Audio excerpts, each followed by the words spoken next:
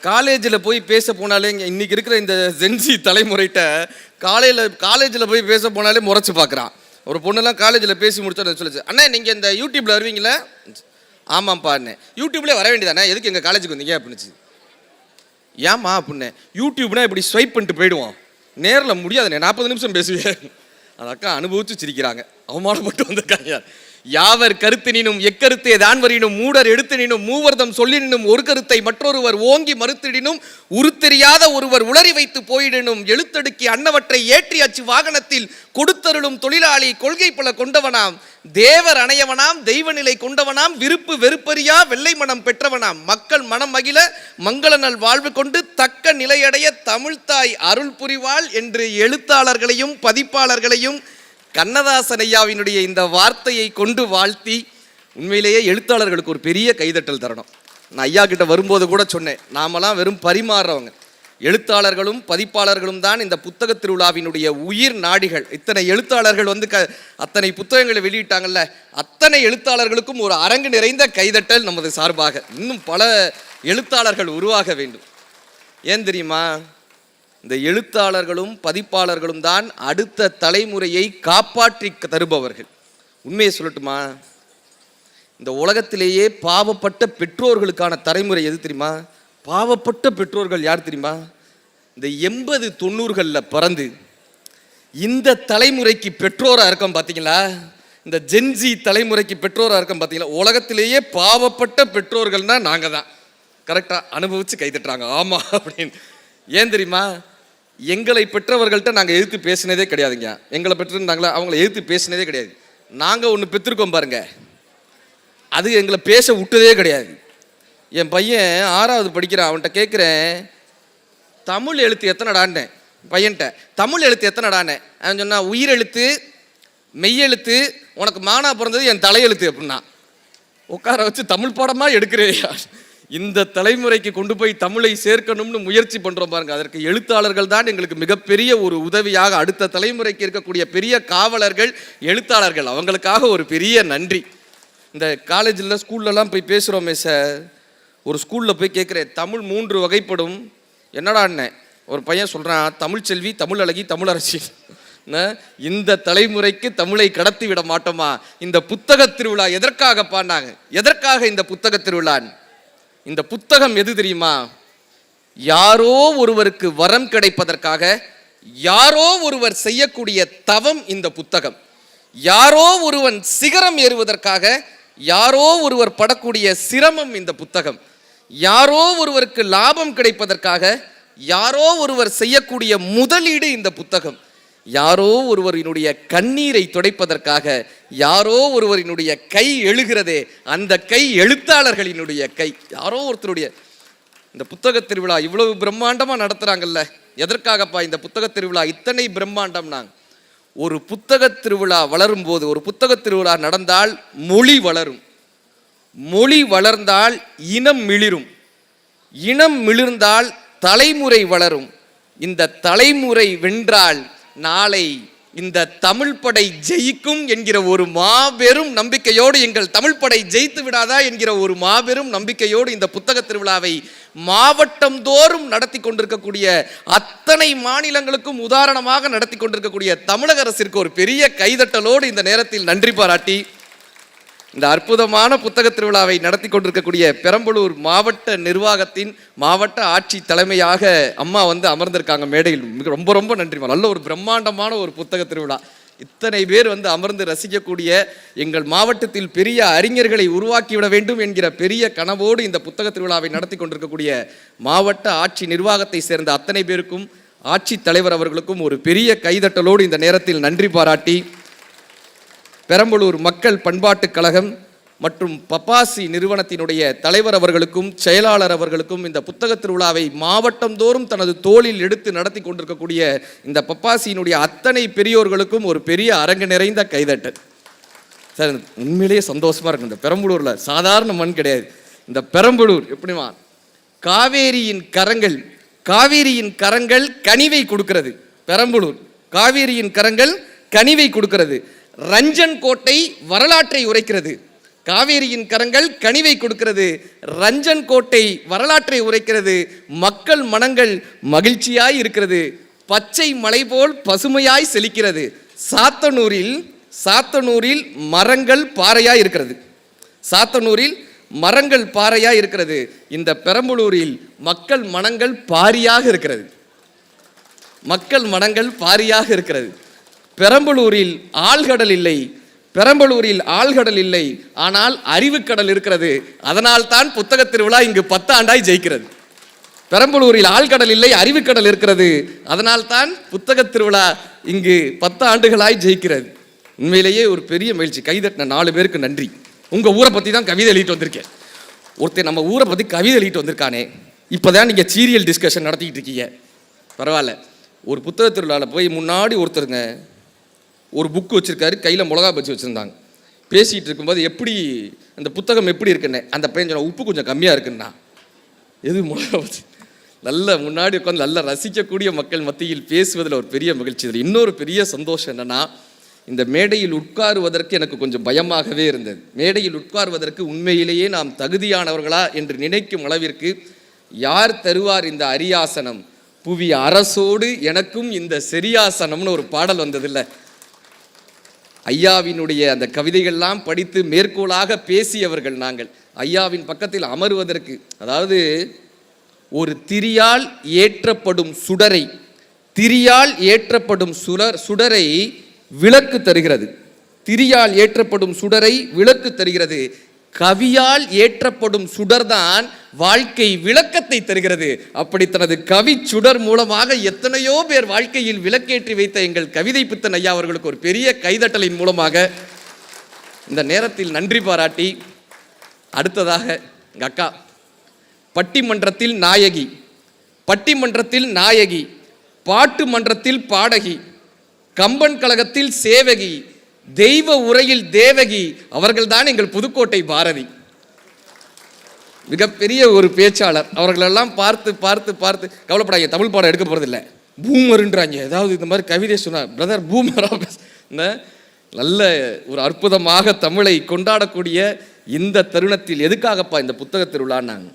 உண்மையிலே கேட்டால் நாமெல்லாம் வாழ்கிறோம், ஆனால் வாழ்கிறோமான்னு ஒரு கேள்வி வருது இல்லை? கரெக்டா? இப்போ ஒரு ஃபங்க்ஷன் நடந்துருச்சு, ஏதோ ஒரு பொங்கலோ ஃபங்க்ஷன் ஆயிடுச்சுன்னா என்ன பண்ணுறோம், நம்ம இப்போ புத்தக திருவிழாக்கு வரோம், உடனே ஒரு செல்ஃபி எடுத்து ஸ்டேட்டஸ் போட்டுருவோம்ல, சிரிச்சுக்கிட்டே இருக்கிற மாதிரி ஒரு ஸ்டேட்டஸ் போடுறோம்ல. ஒரு பொங்கல் முடிஞ்சிருச்சுன்னா அப்படி எல்லாரும் ட்ரெஸ் மாட்டிட்டு ஒரு ஸ்டேட்டஸ் போடுறோம்ல. உண்மையிலேயே இந்த குடும்பத்தில் மகிழ்ச்சியாக வாழ்கிறோமான்னு ஒரு கேள்வி வருது இல்லை? எல்லார் வீட்லேயும் ஃபேமிலின்னு ஒரு குரூப் இருக்கா? வாட்ஸ்அப்பில் யாரும் யார்ட்டையும் பேசுகிறதே கிடையாது. இந்த குரூப்பில் தான் பேசிக்கிறாங்க ஃபேமிலியில். அம்மா தோச்சா ரெடியா, அந்த அம்மா அங்கேயும் அனுப்புது, தோச்சா ரெடி, உனக்கும் கிடையாது உங்கள் அப்பனும் கிடையாது, 2 பேரும்.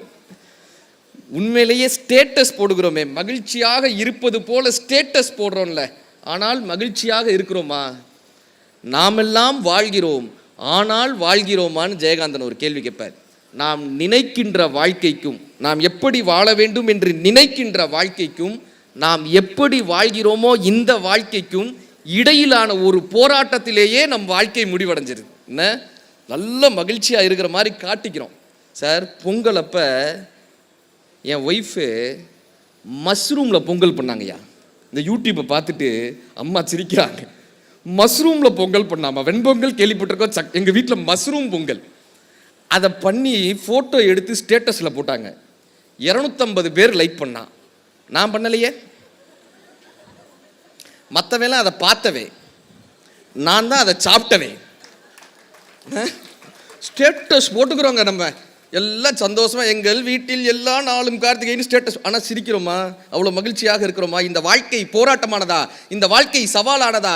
இந்த வாழ்க்கை கஷ்டமானதா? இந்த வாழ்க்கை இத்தனை துயரங்களானதா என்றால் ஆம் என்று சொல்லி இந்த வாழ்க்கை கடந்து போய் கொண்டே இருக்கிறது. கரெக்டாக திரும்பி பார்த்தோன்னா 10 வருடம் ஓடிடுது. கண்ணதாசன் ஐயா சொல்லுவார், பிறப்பிலும் அழுதேன், வந்து பிறந்த பின் அழுதேன், வாழ்க்கை சிறப்பிலும் அழுதேன், சேர்ந்த சிலரால் அழுதேன், சீசரின் தாயோ சிறப்புடன் பெற்றாள், நாசரின் தாயோ நயமுடன் பெற்றாள், காமராசரின் தாயோ நாட்டிற்காக பெற்றாள், என்னை பெற்றவளோ நான் அழுவதற்காக பெற்றாள். வானம் அழுவது மழையாகும் போது, வையம் அழுவது பனியாகும் போது, கானம் அழுவது கலையாகும் போது, கவிஞன் அழுதால் அது கவிதையாகிறது. கண்ணீர் வழி சொரியும் உப்பு, இந்த கண்ணீர் வழி சொரியும் உப்பு கடலால் வருவதில்லை, மண்வழி வரலாம், பெற்ற மகன் வழி வரலாம், சேர்த்த பெண் வழி வரலாம், செய்த பழிவழி வரலாம், நான் செய்த கண்ணீர் உப்பு எல்லாம் என் நண்பர்களால் வந்ததுன்னு கண்ணதாசன் ஐயா எழுதியிருப்பார். அவர் கேட்பார், கடவுள்கிட்ட போய் என்னையா கேட்கறதுன்னு. கோயிலுக்கு போனால் என்னெல்லாமோ கேட்குறான்ல, கரெக்ட். ₹1 போட்டு 9000 வேண்டுகோள் வைக்கிறாங்க. சில பேர் கோயிலுக்கு போனால் சாமிக்கு பயமா இருக்கு, ஐயோ இவன் வந்துட்டானே. கண்ணதாசன் ஐயா கேட்டாரு, என் மனதில் ஊடுருவும் தும்மதியை தீர்த்து மன நிம்மதியை வேற்றுதடி நெஞ்சம் உயர் தம்மதியை காட்டவில்லை அஞ்சும் காடுமலை வான்முகில்கள் காற்றுமலை நீர் நெருப்பு கூடி வர வைத்தவனை காணேன் ஒரு கூடிழந்த பறவை என ஆனேன் பொன்பொருளும் மாளிகையும் பூவுலக மேனிலையும் உன்னிடத்தில் நான் தருவேன் வாராய் உன்னுடைய நிம்மதியை தாராயின்னு கடவுள்கிட்ட கேட்பார். இந்த நிம்மதி நமக்கு வாழ்க்கையில் இருக்கான்னு ஒரு பெரிய கேள்வி வருதுல்ல. இப்போ யாராவது இறந்துட்டாங்கன்னா வாட்ஸ்அப்பில் நமக்கு ஒரு ஃபோட்டோ வருதா, அதை பார்க்குறப்பெல்லாம் பயமாக இருக்கும் சார். நம்மளோடு எத்தனை பேர் அதை அனுபவிச்சிருப்போம். நம்மளோடு படித்தவங்களோ கூட இருந்தவங்களோ திடீர்னு ஒரு ஃபோட்டோ அவங்க இல்லைன்னு வரும்போது நமக்கு எவ்வளோ கஷ்டமாக இருக்குது. இந்த ஃபோட்டோ வந்துட்டாலே இவங்க ஒரே ஒரு வார்த்தை ரிப்புன்னு போட்டு கடந்து போயிடுறானுங்களே. கரெக்டாக சார்? ரிப்புன்னு போட்டு அப்படி கடந்து போயிடுறான். எங்கள் காலேஜ் குரூப்பு ஒரு பொண்ணு பர்த்டே அன்னைக்கு பர்த்டே ட்ரெஸ்ஸு போட்டு ஒரு ஃபோட்டோ அனுப்பிச்சிச்சு. கீழே ஒருத்தர் ரிப்புன்னு போட்டான். அதை பார்த்துட்டு மற்ற எல்லாரும் எல்லாரும் ரிப் இந்த இன்னைக்கு சொல்லிட்டு போகிறேங்க, இறந்தவர்கள் ரெஸ்ட் இன் பீஸ், எது வேணாலும் இருந்துட்டு போட்டோம், ரெஸ்ட் இன் பீஸ், இறந்தவர் அமைதியாகவே இருந்துட்டு போட்டோம். வாழ்கிறவர்கள் நிம்மதியாக வாழ்கிறாங்களான்றதான பெரிய விஷயம். இனிமேல் நாம் செய்ய வேண்டிய பெரிய விஷயம் தெரியுமா? வாழ்பவர்களுக்கு காலையில் எழுந்தவுடன் லிவ் இன் பீஸ், LIPன்னு போட்டு அனுப்புங்க. Live in peace. நாம் நிம்மதியாக வாழ்கிறோமா என்கிறது தான் இன்னைக்கு பெரிய கேள்வியாக இருக்குது. வெற்றி அடைவதால் வாழ்க்கையில் மகிழ்ச்சி வருவதில்லை. வைரமுத்தையா சொல்லுவார், சிரிக்கிறதுக்கு தானே இந்த வாழ்க்கை, மகிழ்ச்சியாக இருக்கிறதுக்கு தானே வாழ்க்கை. சிரிச்சாதாங்க அது பேர் முகம், சிரிக்கலைன்னா அது பேர் முகர கட்டை. உருனே இருப்பான் சில பேர்லாம். என்ன சொல்ல, முன்னாடி உட்காந்து பேச்சை கேட்குறப்ப எனக்கெல்லாம் பயமாக இருக்கும். சில மேடையில் முன்னாடி உட்காந்து முறைச்சி பார்ப்பாங்க, என்ன பேசிக்கிட்டே இருக்க, மிமிக்ரி ஏதாவது பண்ணுப்பா அப்படின்னாங்க. மிமிக்ரி பண்ணவா? எனக்கு மிமிக்ரி எல்லாம் தெரியாதுங்க, மிமிக்ரி தெரியாது. அப்புறம் என்ன நீ எல்லாம் பேச்சாளர்? எனக்கு என்ன பயம்னா, அடுத்தவன் என்ன கேட்பான்னு எனக்கு தெரியாது. மேஜிக் பண்ணுவானா, ஏதாவது தலையை விடுவான், முன்னாடி உட்காந்து முறைச்சி பார்ப்பாங்க சார். நமக்கு பயமாக இருக்குது, சட்டை பட்டன் கலண்டுருச்சா, வேட்டி கலண்டுருச்சா. மகிழ்ச்சி, நீ நான் நாம் எல்லாம் மகிழ பிறந்தவர்கள், நிலவின் ஒளியை குடிக்க பிறந்தவர்கள், நீலவான் வெளியை இழுக்க பிறந்தவர்கள், மரிக்கும் வரைக்க மகிழ பிறந்தவர்கள். ஏன் தெரியுமா? ஒரு ஆணின் பெண்ணின் மகிழ்ச்சியில் பிறந்தவர்கள். மகிழ்ச்சி இல்லையே அலைகள் கொண்டு ஜலரந்தம் பாடுமா கடல், இடிகள் கொண்டு தம்பட்டம் தட்டுமா வானம், வீட்டிற்கு திரும்பி வருமா வெளியூர் சென்ற காற்று, உதிர்ந்து உதிர்ந்து இலைகள் உதிர்ந்து நலிந்து நலிந்து வெயிலில் நலிந்து அளந்து அளந்து கொழுந்து எழுந்து சித்திரை மாதம் தாவர வர்க்கம் முத்திரை காட்டி முகிழ்ப்பதெல்லாம் மகிழ்ச்சி மகிழ்ச்சி மகிழ்ச்சின்னார் வைரமுத்தையா. சந்தோஷமா வாழணும் இல்லைங்க. ஒரு குழந்தை அந்த பிறந்த குழந்தைய சிரிக்க வைக்கிறதுக்கு நம்ம என்னங்க பண்ணுவோம்? ஒரு பிறந்த குழந்தைய சிரிக்க வைக்கிறதுக்கு ₹20 கிளுகிழுப்பு வைப்பாங்களா? எடுத்துகிட்டு போய் இப்படி ஆட்டினா குழந்தை விழுந்து விழுந்து சிரிக்குமா? சிரிக்க வைக்கிறதுக்கு எதுவுமே தேவையில்லை, சிரிக்குமா? அதே கிளுகிழுப்பு எடுத்துகிட்டு போய் ஒரு 80 வயசு தாத்தா முன்னாடி இப்படி ஆட்டி புளிச்சுன்னு கணத்தில் விடுவார். ஆனால் 80 வயசுக்கு முன்னாடி சிரித்தவர்கள் தானே அதே தாத்தா. வாழ்க்கை வாழ வாழ வாழ சிரிப்பை தொலைச்சிடுறோமே, மகிழ்ச்சியை தொலைத்திடுறோமே. இந்த வாழ்க்கையில் இன்னைக்கு சொல்லிட்டு போகிறேங்க, இந்த புத்தக திருவிழாவில் நாம் கற்றுக்கொள்ள வேண்டியது என்ன தெரியுமா? வெற்றி அடைவதால் வாழ்க்கையில் மகிழ்ச்சி வருவதில்லை, மகிழ்ச்சியாய் வாழ்வதுதான் இந்த வாழ்க்கையினுடைய வெற்றியே. ஒவ்வொரு நொடியும் மகிழ்ச்சியாக வாழ்வதுதான் வெற்றியே. கெவின் கார்ட்டர்னு ஒரு பெரிய ஃபோட்டோகிராஃபர் இருந்தார். கெவின் கார்ட்டர், நீங்கள் கூகுளில் போய் அடிச்சு பாருங்க, கெவின் கார்ட்டர்னு. அவருக்கு என்ன ஒரு பெரிய கனவுனா, பொலிட்சர் அவார்டுன்னு சொல்லுவாங்க. இந்த ஃபோட்டோகிராஃபியில் ஒரு அவார்டு, பொலிட்சர் அவார்டு. இந்த அவார்டு வாங்கிடணுன்றது அவருடைய மிகப்பெரிய வாழ்வினுடைய லட்சியமாக இருந்தது. எப்படியாவது போய் இந்த அவார்டு வாங்கிடணும்பான். சவுத் ஆப்பிரிக்காவில் பெரிய பஞ்சம் இருந்த தருணம். அந்த தருணத்தில் நீங்கள் இந்த கூகுளில் இந்த ஃபோட்டோ பார்த்துருக்கலாம். பசி, வறுமை, ஒரு 1.5 வயசு குழந்தை இந்த வறுமையில் கிடக்க எலும்பும் தோளுமா ஒரு குழந்தை. இவங்க கவர்மெண்ட்லேருந்து சாப்பாடு கொடுக்கறதுக்கு ஒரு ஜீப் போகும்ல, அதில் இவரும் ஃபோட்டோ எடுக்கிறதுக்காக போனார். அந்த குழந்தைல பசி, அதுக்கு சாப்பிட்றதுக்கு வழி இல்லை. இந்த கவர்மெண்ட் கொடுத்த உணவு பொட்டலாம் கீழே கிடக்கு. எந்திரிச்சு போய் அந்த குழந்தையால் எடுக்க முடியல. எலும்பும் தோளுமா இருக்கிற குழந்தை நகண்டு நகண்டு போய் அந்த சாப்பாடு எடுக்க போகுது. பக்கத்தில் ஒரு கழுகு நிற்கிது, பெரிய கழுகு. அந்த ஃபோட்டோ பார்த்துருக்கீங்களா? கூகுளில் இருக்கும், அந்த ஃபோட்டோ முடிஞ்சால் பாருங்கள். கழுகு இப்படி நிற்கும். இப்போ இவர் என்ன பண்ணிட்டார், அந்த கழுகு எப்படா இந்த குழந்தை சாகும் சாப்பிடலான்னு எடுக்கலான்றதுக்காக, சாப்பிட்லான்றதுக்காக அந்த கழுகு நிற்கிது. இந்த குழந்தை போய் சாப்பாடு எடுக்க போகுது. கெவின் கார்ட்டர் இந்த ஃபோட்டோ எடுத்துட்டார். நியூயார்க் டைம்ஸில் இந்த ஃபோட்டோ வந்தது. மிகப்பெரிய அளவில் அந்த ஃபோட்டோ பேசப்பட்டது. அவர் எதிர்பார்த்த புலிட்சர் அவார்ட் என்கிற அந்த அவார்டு அந்த ஃபோட்டோகிராஃபிக்கு கிடச்சிருச்சு. அதானே அவர் வாழ்க்கையில் நினச்சது, அதானே அவருடைய வெற்றி. கிடச்சிருச்சுல, வெற்றி கிடச்சிருச்சுல. இப்போ அவருக்கு எவ்வளோ சந்தோஷமாக இருக்கணும். அந்த வெற்றி கிடைத்ததுனாலேயே அவருக்கு மிகப்பெரிய ஒரு சோர்வு ஏற்பட்டது. அந்த மனிதன் தற்கொலை செய்து கொண்டான். ஏன் தெரியுமா? இந்த அவார்டெல்லாம் வாங்கிட்ட சரிப்பா, இந்த ஃபோட்டோவை பார்த்து அத்தனை பேரும் கேட்ட கேள்வி என்ன தெரியுமா? அந்த குழந்தை என்னாச்சு கேட்பாங்களா? அந்த குழந்தை என்னாச்சு? சாப்பாடு எடுத்து நீ கையில் கொடுத்தியா, இல்லை அந்த கழுகையாவது விரட்டி விட்டியா? எதுவுமே. அவர் ஃபோட்டோ எடுத்துகிட்டு வந்துட்டார். விரட்டி விட்டியா? அவருக்கு எதுவுமே பண்ணலை, ஃபோட்டோ எடுத்துகிட்டு வந்துட்டார். அவர் அந்த புகைப்படத்தை பார்த்து கழுகை விரட்டிக்கிட்டே இருக்கார். மன ரீதியாக பாதிக்கப்பட்டு கெவின் கார்ட்டர் தற்கொலை செய்து கொண்டார் என்பது வரலாறு. வெற்றி அடைவதால் மகிழ்ச்சி வருவதே இல்லைங்க. வெற்றி அடைகிறதுனால மகிழ்ச்சி வர்றதே இல்லை. கவிக்கோ தான் சொல்லுவார், மனித வடிவத்தில் பிறந்த நாம் நம் பண்பால் மனிதனாக வாழ்வதற்கு கொடுக்கப்பட்ட வாய்ப்பின் பெயர்தான் இந்த வாழ்க்கைன்னர் கவிக்கோ. மனித வடிவத்தில் பிறந்துட்டோம், மனுஷனாக வாழ்கிறோமான்னு ஒரு கேள்வி வருது இல்லை? இப்போ இதை புத்தகங்கள் தான் நமக்கு கற்றுக் கொடுக்கும். நான் சின்ன வயசில் இருக்கப்ப எங்கள் வீட்டு பக்கத்தில் சீதாக்கான்னு இருப்பாங்க, ஓட்டு வீடு. அவங்களுக்கு கணவன் கிடையாது, ரொம்ப வறுமையில் தான் குழந்தைகளை படிக்க வைக்கிறாங்க. இப்போ எல்லார் வீட்டு பக்கத்தில் இந்த மாதிரி இருப்பாங்க ஒரு சில பேர். இந்த சீதாக்கா என்ன பண்ணுவாங்க, காலையில் எந்திரிச்ச உடனே எங்கள் பெரியமாட்ட வருவாங்க ஒரு கிண்ணத்தை எடுத்துக்கிட்டு. ஏக்கா மீனாட்சி அக்கா அப்படின்ட்டு ஒரு கிண்ணத்தை எடுத்துகிட்டு வருவாங்க. ஏக்கா காப்பி பொடி கொடுக்கான்ட்டு வந்து நிற்பாங்க. எங்கள் பெரியமாவில் காப்பி பொடி கொடுக்க மாட்டாங்க, காப்பியே கலந்து கொடுப்பாங்க. எடுத்துகிட்டு போமா அப்படின்னு காப்பி. அப்புறம் அவங்க பெரியம்மா அவங்களுக்கும் சேர்த்து எங்கள் வீட்டில் சமைப்பாங்க. சாப்பாடு காப்பி எல்லாம் அப்படி போயிட்டே இருக்கும்.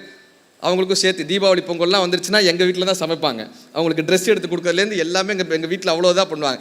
பெரியம்மா ஒவ்வொன்றா கொடுத்துட்டு இந்த சாயந்தரம் ஒரு 4 மணி, அதாவது இந்த விளக்கேற்றுறதுக்கு முன்னாடி எங்கள் பெரியம்மா என்ன பண்ணுவாங்க, சின்னதாக ஒரு கிண்ணம் கொடுத்து போய் அந்த சீதாக்கா வீட்டில் உப்பு வாங்கிட்டு வாடான்னுவாங்க. உப்பு. நாங்கள் பெரியம்மாட்ட கேட்பேன், ஏன் பெரியம்மா அந்த அக்கா எல்லாம் வந்து நம்ம வீட்டில் வாங்கிட்டு போகுது? ஏன்னா நான் தான் போய் எல்லாத்தையும் கொடுத்துக்கிட்டு இருக்கணும், சின்ன பிள்ளை இருக்கிறதுனால. எல்லாத்தையும் நம்ம வீட்டில் வந்து காப்பி பொடியிலேருந்து சாம்பார்லேருந்து எல்லாம் வாங்கிட்டு போகுது. நீ ஏன் பெரியம்மா நான் ஒரு இத்தினோண்டு கிண்ணத்தை கொடுத்து உப்பை வாங்கிட்டு வர சொல்கிறேன்? அப்போ எங்கள் பெரியம்மா ஒரு விஷயம் சொன்னாங்க, தங்கம் அவங்க எல்லாம் நம்மக்கிட்டேருந்து வாங்கிட்டு போகிறாங்களா, அப்போ அவங்களுக்கு ஒரு தயக்கம் இருக்குமா, நம்ம போய் கேட்குறோன்னு ஒரு தயக்கம் இருக்குமா?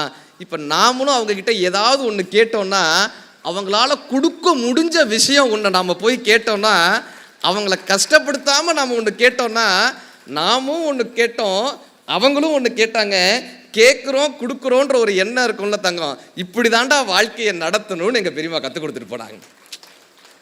கொடுப்பதும் வாங்குவதுமாக மனித நிலையோடு இந்த வாழ்க்கையை வாழ்கிறோமான்றது ஒரு பெரிய கேள்வி வருதில்லை. இந்த மகிழ்ச்சியாக வாழ்கிறோமான்னு ஒரு கேள்வி வருதில்லை. யார் நினைவிலாவது நீ இருப்பாய் என்றால் இறந்து போ, இல்லை என்றால் உன் இறப்பிற்கு கூட அர்த்தம் இல்லைன்னார் கவிக்கோ. இந்த வாழ்க்கையை மகிழ்ச்சியாக அர்த்தமுள்ளதாக வாழ்வதற்கு 3 விஷயங்களை வள்ளலார் கற்றுக் கொடுத்துட்டு போனார். அதைத்தான் நான் இன்னைக்கு தலைப்பாகவே கொடுத்துருந்தோம். பசித்திரு, தனித்திரு, விழித்திரு. கேட்டிருக்கீங்களா? யார் சொன்னது இது? யார் சொன்னாங்க? நான் இப்படி ஏதாவது கேள்வியெல்லாம் கேட்பேன் இப்படி முன்னாடி இருந்தாக்க. பசித்திரு, தனித்திரு, விழித்திரு யார் சொன்னாங்க? ஆளாளுக்கு ஒன்று ஒன்று சொல்றீங்களே. விவேகானந்தர், வள்ளலார். பரவாயில்ல, ஒரு மேடையில் கேட்டப்ப நம்மால் ரஜினிகாந்த்ன்ட்டான், அதுக்கு நீங்கள் எவ்வளவோ பரவாயில்ல. பசித்திரு, அது என்னப்பா வள்ளலார் ஐயா சொன்னது இந்த வார்த்தை. ஆனால் நம்ம தெரியலன்னா கூட யாரையாவது ஒருத்தரை சேர்த்துருவோம். சுபாஷ் சந்திரபோஸ் சொன்னார், அப்துல் கலாம் சொன்னார்னு ஏதாவது ஒரு வார்த்தையை சேர்த்துடுறோம்ல. பசித்திரு, என்னப்பா பசித்திருது? நாங்கள் இந்த வாழ்க்கையில் எங்கே எதை கற்றுக்கலான்ற ஒரு ஆர்வம் இருக்குல்ல, எங்கே போகலாம், எதை கற்றுக்கலாம், எப்படியெல்லாம் கற்றுக்கலான்னு ஒரு ஆர்வம் இருக்குல்ல. சார், திருவிளையாடல் படம் பார்த்துருக்கீங்களா? திருவிளையாடல் பார்த்துருக்கீங்களா? யார் நடிச்சது? தனுஷா? அவரும் நடிச்சார்ல. அவன் பழைய திருவிளையாடல் என்ன சிவாஜி ஐயா நடிச்சாங்களா? அவரோட ஒருத்தர் நடிச்சார்ல, நாகேஷ் ஐயா நடிச்சாரா? அந்த படம் வந்தப்ப, அந்த ஷூட்டு நடந்தப்பே சிவாஜி கணேசன் ஐயா சொன்னாராம், என்னை விட இந்த படத்தில் நாகேஷ் தான் அதிகமாக பேசப்படுவார், அவ்வளோ அழகான நடிப்புன்னாராம். இந்த படம் பயங்கர வெற்றி அடைஞ்சிச்சா? தருமி கேரக்டரில் நாகேஷ் வருவாரா, வித்தியாசமாக இருக்கும் அவர் உடல் மொழி, அப்படி இப்படின்னு வித்தியாசமாக இருக்கும்ல. நாகேஷ் ஐயாட்ட போய் கேட்டாங்க, ஐயா இந்த உடல் மொழியை நீங்கள் எங்கிருந்து பிடிச்சிங்க? இந்த உடல் மொழியை நீங்கள் எங்கிருந்து பிடிச்சிங்க? வித்தியாசமான ஒரு உடல் மொழி, இது எங்கிருந்து பிடிச்சிங்க? நாகேஷ் சார் சொன்னார், எங்கள் ஊர் மயிலாப்பூர் கபாலீஸ்வரர் கோயில் இருக்கும். அதை சுற்றி ஒரு மனநலம் பாதிக்கப்பட்டவர் இருந்தார், ஒரு பைத்தியக்காரர் இருந்தார். நான் ஒரு வாரம் போய் அவர் பக்கத்துலேயே உட்காந்துக்கிட்டேன். இந்த மனநலம் பாதிக்கப்பட்டவர் என்னடா பண்ணுறாருன்னு பக்கத்தில் உட்காந்து பார்த்துக்கிட்டே இருந்தேன். அவர் தனக்குத்தானே ஏதோ பேசுவார், இந்த கோயிலை சுற்றி வருவார், திடீர்னு ஏதோ பையெல்லாம் எடுத்து வச்சுப்பார், அதை எடுத்து கொண்டு போய் குட்டுவார். ஒரு வாரம் அவருடைய உடல் மொழியை அப்படியே பார்த்தேன். அந்த உடல் மொழியை நான் அப்படியே கொண்டு போய் திரைப்படத்தில் செய்தேன், அது மிகப்பெரிய வெற்றி அடைஞ்சதுன்னார். நாம் கற்றுக்கொள்ள வேண்டும் என்று நினைத்தால் ஒரு பைத்தியத்திடமிருந்து கூட கற்றுக்கொள்ளலாம். கற்றுக்கொள்ளவே கூடாது என்று நினைத்தால் பக்கத்து வீட்டில் திருவள்ளுவரே இருந்தாலும் கற்றுக்க முடியாது. கற்றுக்கொள்ளக்கூடாதுன்னு நினச்சோன்னு வச்சுக்கோங்களேன், திருவள்ளுவரே இருந்தாலும். சார், அல்லி மலர் பக்கத்தில் தவளை இருந்தால் தவளையால் தேன் குடிக்க முடியாதுங்க. நாம் தேனியாக இருந்தால்தான் தேன் குடிக்க முடியும். நீங்களெல்லாம் இந்த புத்தக திருவிழாவிற்கு வந்த தேனீக்கள், அறிவு தேனை பறிவிட மாட்டோமான்ற ஒரு பெரிய ஆசையோடு வந்திருக்கீங்கல்ல, நீங்கள் தான் இதை கற்றுக்கொள்ள முடியும். உங்கள்கிட்ட தான் இதை சொல்ல முடியும். சச்சின் த காட் ஆஃப் கிரிக்கெட்னு பாராட்டப்பட்டார்ல, சச்சின் டெண்டுல்கர், கரெக்டா?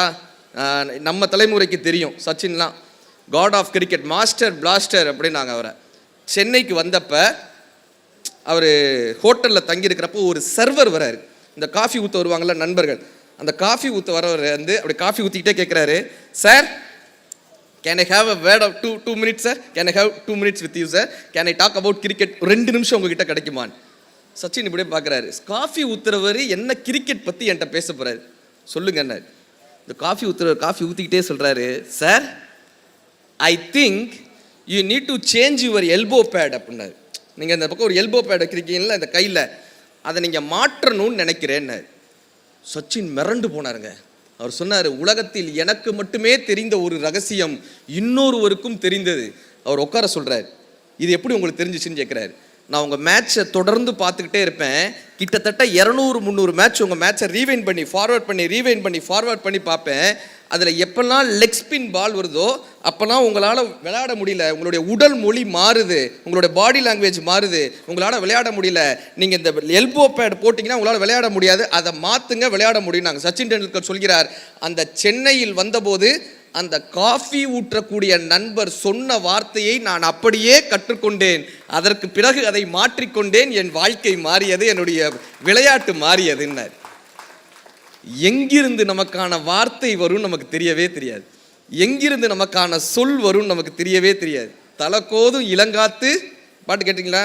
தலங்கோதும் இளங்காத்து சேதி கொண்டு வரும். இப்படி கேட்டோன்னு இப்படி சொல்லணும்க்கா, சந்தோஷமா இருக்கு. ஒரு மேடையில் போய் கேட்டேன், செல்வத்துள் செல்வம்னே, ஒரு அக்கா திருமதி செல்வம்ண்டுச்சு.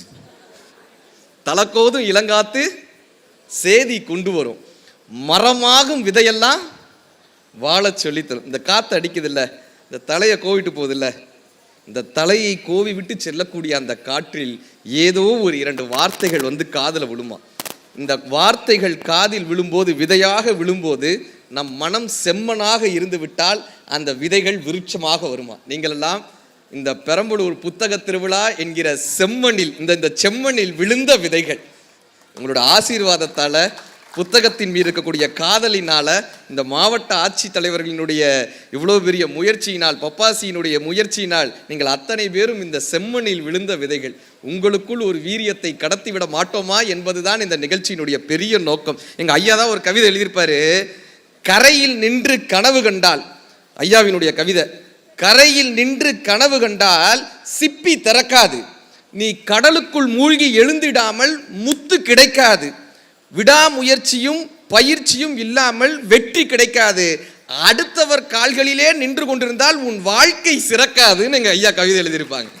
எதுகை முனையினுடைய உச்சம் ஐயாவினுடைய கவிதை. எதற்காகப்பா இப்படி இந்த பசி இருக்கணும்னாங்க. நான் ஐயா கோயம்புத்தூரில் ஒரு கல்லூரியில் பேச போனேங்க. அங்கே பிரின்சிபல், அந்த கல்லூரியினுடைய முதல்வர் அவர்கள் வந்து ஒரு வார்த்தை சொன்னார். நாங்கள் இப்படி மோட்டிவேஷனல் டாக்லாம் போகிறோம்ல, அவர் ஒரு விஷயம் சொன்னார். ஒரு பொண்ணு தினம் அந்த காலேஜ் வாசலில், பூண்டின்னு ஒரு கிராமம் இருக்குது, கோயம்புத்தூர் தாண்டி பூண்டி அந்த இடத்துல ஈஷா யோகோலாம் இருக்குல்ல அந்த பக்கம், அது ரொம்ப ஒரு ரிமோட் வில்லேஜ், அந்த பக்கம் ரொம்ப ஒரு குக்கிராமம் மாதிரி இருக்கும். அந்த இடத்துல ஒரு கல்லூரி, நான் பேச போன கல்லூரி, பிரின்சிபல் சொல்கிறாரு, ஒரு பொண்ணுங்க தினம் அந்த காலேஜ் வாசலில் வந்து இப்படி நிற்பாங்களாம். வாசலில் வந்து நிற்கிறது, அழுக்கு சட்டை, அழுக்கு பாவாடை கட்டிட்டு அப்படி வாசலில் வந்து நிற்கிறது. 20 நாள் தினம் வந்து நின்றுருக்காங்க. இந்த வாட்ச்மேன் வந்து அந்த பொண்ணுக்கிட்ட கேட்குறாரு, எதுக்குமா இங்கே வந்து நிற்கிற தினம், ஏன் இங்கே வந்து தினம் நிற்கிறாரு? அந்த பொண்ணோட வார்த்தை, எனக்கு இந்த காலேஜில் படிக்கணும்னு ஆசைங்க, காசு இல்லை, அதனால் இந்த காலேஜுக்கு போகிறாங்கல்ல பசங்கள்லாம் உள்ளே போகிறாங்கல்ல, அவங்கள பார்க்குறதுக்கு எனக்கு சந்தோஷமாக இருக்குது, அவங்கள பார்த்து நான் திருப்தி அடைஞ்சிக்கிறேன். எல்லாருக்கும் இந்த வாய்ப்பு கிடச்சிறது இல்லை இந்த காலேஜ் படிக்கிறதும் ஸ்கூல் படிக்கிறதும். அந்த பொண்ணு பார்த்து திருப்தி அடைஞ்சிக்கிறேன், அதுக்காக நிற்கிறேன். வாட்ச்மேனுக்கு இதை தாங்க முடியலைங்கய்யா, தாங்க முடியல. அவர் என்ன பண்ணுறாரு, அந்த பொண்ணை கூட்டிகிட்டு அவருடைய பெர்மிஷன் அல்லது அவருடைய அதிகாரத்துக்கு உட்பட்டு அவருக்கு தெரிஞ்ச ஆஃபீஸில் 4-5 பேர் இருப்பாங்கல்ல, அவங்கக்கிட்ட கூட்டு போய் அறிமுகப்படுத்துறாரு. இந்த பொண்ணு தினம் வந்து நிற்கிது, இந்த பொண்ணுக்கு ஏதாவது பண்ண முடியுமான்னு அவர் அதிகாரத்துக்கு உட்பட்டு ஆஃபீஸர்ஸ் அறிமுகப்படுத்துகிறாங்க. இந்த ஆஃபீஸ் ஸ்டாஃப்ஸில் என்ன பண்ணுறாங்கன்னா, எங்களால் ஒன்றும் செய்ய முடியாதுமா, பிரின்சிபால்கிட்ட உனக்கு ஒரு அப்பாயின்மெண்ட் வாங்கி தரோம், அவர்கிட்ட பேசுங்க. 20 நாள் அந்த பொண்ணு காத்திருக்காங்க. பிரின்சிபால் அப்பாயின்மெண்ட் கிடைக்கிது. அவர் கரெக்டாக 15 நிமிஷம் சொல்ல வேண்டியதெல்லாம் சொல்லுமான்றாங்க. அந்த பொண்ணு போய் மார்க் ஷீட்லாம் எடுத்துகிட்டு போகிறாங்க, 12th மார்க் ஷீட்லாம் எடுத்துகிட்டு போகிறாங்க. 85% வாங்கியிருக்காங்க 12th மார்க் ஷீட்லாம் எடுத்துகிட்டு போகிறாங்க. போய் நிற்கிறாங்க. பிரின்சிபால் கேட்குறாரு, உனக்கு என்னம்மா வேணும்னு. உங்கள் காலேஜ்லேயே கம்மியான ஃபீஸில் என்ன கோர்ஸ் இருக்குமோ அதை கொடுங்க சார். இந்த கோர்ஸ் அந்த கோர்ஸ்லாம் கேட்கல, கம்மியான ஃபீஸில் என்ன இருக்குமோ அதை கொடுங்க. Arts and science college. அவர் சொல்கிறாரு, ஒரு கோர்ஸ் கொடுத்து கிட்டத்தட்ட 3500 வருஷத்துக்கு 3500 கட்டுமான்றாரு. அந்த பொண்ணு கேட்ட கேள்வி, சார் இஎம்ஐயில் ஃபீஸ் கட்டலாமா சார்னு கேட்டிருக்காங்க. இஎம்ஐயில் உன்னால் என்ன முடியுமோ கட்டுமான்ட்டார். 100 ரூபா. பிரின்சிபல் சொல்கிறாரு, 100 ரூபா 200 ரூபா 300 ரூபான்னு மொதல் வருஷம் 3500 அந்த பொண்ணு கட்டிட்டாங்க. சொல்லி பிறக்கிற பொண்ணு தானே, 3500 கட்டிட்டாங்க. 2வது வருஷம் 2500 ஏதோ ஒன்று கட்டியிருக்காங்க. 3வது வருஷம் சார் ஐபிஎம்னு ஒரு கம்பெனி ஆஃப் கேம்பஸ் நடத்துகிறாங்க. அந்த கல்லூரியில் ஒரு லைப்ரரி இருக்குது. அந்த லைப்ரரியில் ஒரே ஒரு கம்ப்யூட்டர் இருக்குது, அதில் மட்டும்தான் இன்டர்நெட் இருக்குது. இந்த கலைவாணி என்ன தெரியுமா பண்ணியிருக்காங்க, தன்னுடைய கல்லூரி நேரங்கள் போக மற்ற நேரம் அத்தனை நேரம் அந்த லைப்ரரியில் உட்காந்துருக்காங்க, தொடர்ந்து வாசிச்சிருக்காங்க, அந்த இணையதளத்தை சரியான முறையில் பயன்படுத்தியிருக்காங்க. 3வது வருடத்தில் அந்த ஐபிஎம் நடத்திய அந்த ஆஃப் கேம்பஸில் கிட்டத்தட்ட 4000 பேர் பங்கேற்ற அந்த ஆஃப் கேம்பஸில் அந்த கல்லூரியிலேயே இந்த கலைவாணி என்கிற இந்த பெண், சுள்ளி பிறக்கிற பெண் மட்டும்தான் செலக்ட் ஆகியிருக்காங்க. இன்னைக்கு சிங்கப்பூர்ல நம்ம ஊர் காசுக்கு கிட்டத்தட்ட மாதம் 3.5 லட்சம் ரூபாய் சம்பாதிக்கக்கூடிய பெண்ணாக அந்த பெண் உயர்ந்து நிற்கிறாங்க. அவங்க பிரின்சிபால் சொன்ன விஷயம் என்ன தெரியுமா, இது வெற்றி கிடையாது. அவங்க பிரின்சிபால் சொன்ன விஷயம், அந்த பொண்ணு சார் இன்னைக்கு ஜெயிச்சது மட்டும் இல்லை, சொல்லி பிறக்கக்கூடிய பெண் ஜெயிச்சது மட்டும் இல்லை, தன் கிராமத்திலிருந்து இன்னும் 7 பெண் பிள்ளைகளை எங்கள் கல்லூரியிலேயே அந்த மாணவி படிக்க வைத்துக் கொண்டிருக்கிறாள். இதுதான் அவளுடைய வெற்றியினர். மன்னனும் மாசற கற்றோனும் சீர்தூக்கின் மன்னனிலும் கற்றோனே சிறப்பு. மன்னனுக்கு தன் தேசம் இல்லாமல் சிறப்பில்லை, கற்றோனுக்கு.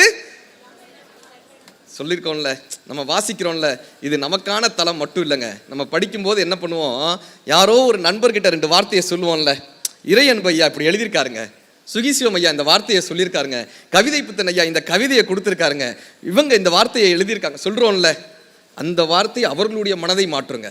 அதுக்காக நம்ம வாசிக்கணும். யாரோ ஒருவருக்கு நாம் ஒளியாக இருப்போம், உடனே அவங்க அந்த புத்தகத்தை எடுத்து பார்ப்பாங்க. பசித்திரு பசித்திரு பசித்திரு, ஏதோ ஒரு வகையில் நமக்கான பசி இருந்து கொண்டே இருக்கணும். ஒரு அறையில் 4 மெழுகுவத்தி இருந்தது. 4 மெழுகுவத்தி காத்தடிச்சிச்சு.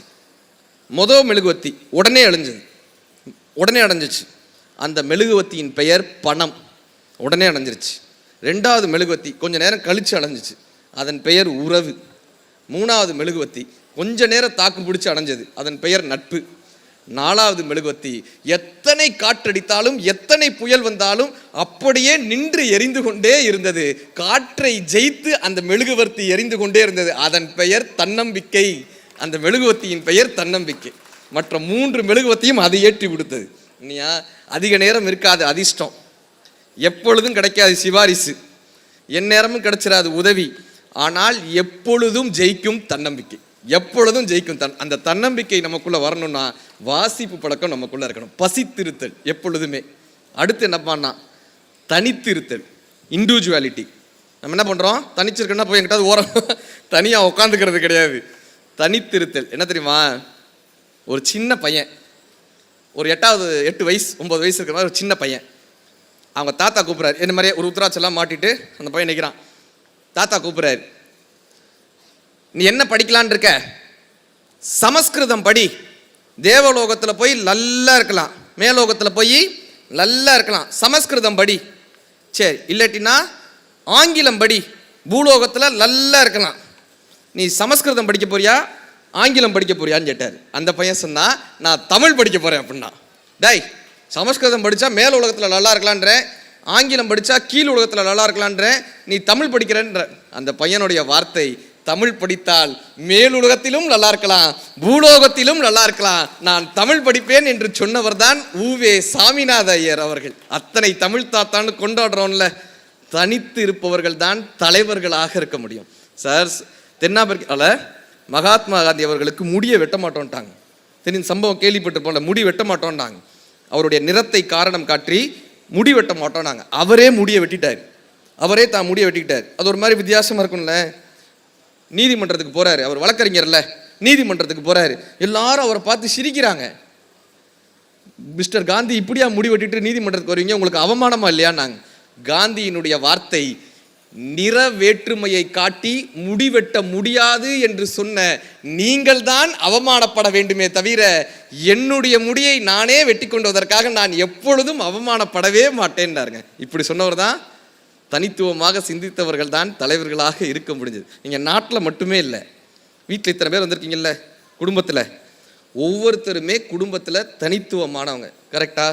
ஒவ்வொருத்தரும் வித்தியாசமாக யோசிக்கிறவங்க தான்.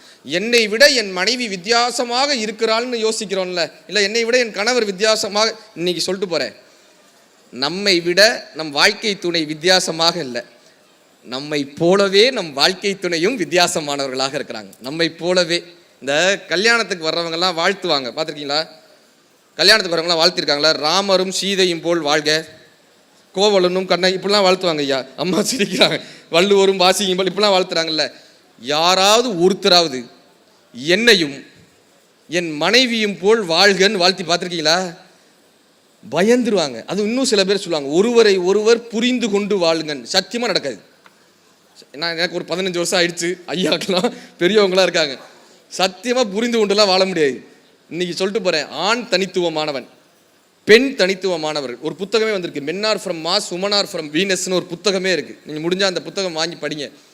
ஒரு ஆணை ஒரு பெண்ணால் புரிந்து கொள்ளவே முடியாது, ஒரு பெண்ணை ஒரு ஆணால் புரிந்து கொள்ளவே முடியாது. அப்போ என்னப்பா புரிஞ்சுக்கலான்னா, புரிஞ்சுக்கவே முடியாதுன்றதை புரிஞ்சுக்கிட்டோன்னு வச்சுக்கோங்களேன், வாழ்க்கை சக்ஸஸ்.